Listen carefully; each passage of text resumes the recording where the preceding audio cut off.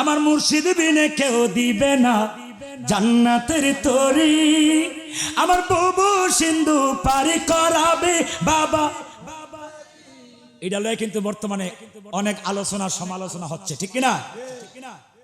এটা গাওয়াতে আপনার এমন কি ক্ষতি হইল যে আপনি হেরে কাফের ফতোয়া দিলেন? আপনি তো বলছেন একজন হাফেজে কোরআন 10 জন তার বংশের জাহান্নামীরে সে কোথায় নিতে পারবে? আপনি তো বলছেন কোরআন পড়নেওয়ালারে হাসরের মাঠে শাফাত করতে পারবে। আচ্ছা বলেন তো, আমি যে ফিরের কাছে মুড়ি দিয়েছি এই ফির কি মূর্খ ফির? কথার কথা, যে ফিরের কাছে মুড়ি দিয়েছেন সে কি মূর্খ? সে অবশ্যই নায়েবে রাসূল, বলেন না নায়েবে। আর যিনি নায়েবে রাসূল তিনি তো হাসরের মাঠে নবীর কাছে সুপারিশ করবে ভক্তের জন্য, কথা কোনো ঠিক কিনা? আর তরি শব্দের অর্থ হইল নৌকা, বলেন না তরি শব্দের অর্থ কি? নৌকা। অর্থাৎ পীর ওই দিন আমাদেরকে পরকালের বিপদ পাড়ি দেওয়ার একটা নৌকা হবে, উসিলা হবে, এটাই এখানে বলা হয়েছে। চিল্লে কোন মারহাবা, আর জোরে কোন মারহাবা। আমার মায়েরা গভীর মনোযোগ, সেদিকে আর গেলাম না।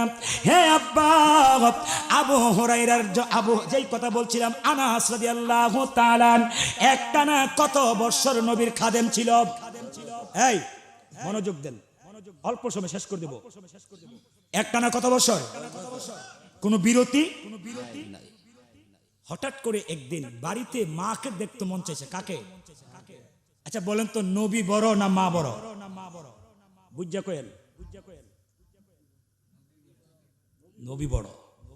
কিন্তু নবীর জায়গায় নবী, মার জায়গায় মা। দুনিয়া থেকে যেদিন যাবে, আমি যেদিন যাব ওই দিন কবরে হাসরে আমার মা আমাকে কোনো পরিচয় দিবে না, সবাই পর হবে। কিন্তু রসুল আমাকে কবরে হাসরে সব জায়গায় আপন হয়ে চিনে রাখবে, কথা কোন ঠিক কিনা?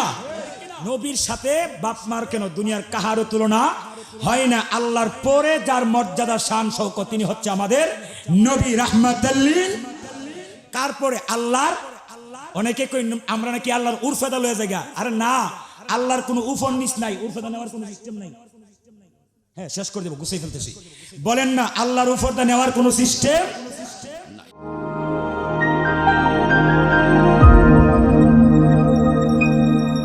মদিনা ইসলামিক টিভি, ছড়িয়ে দাও ইসলামের সত্যবাণী।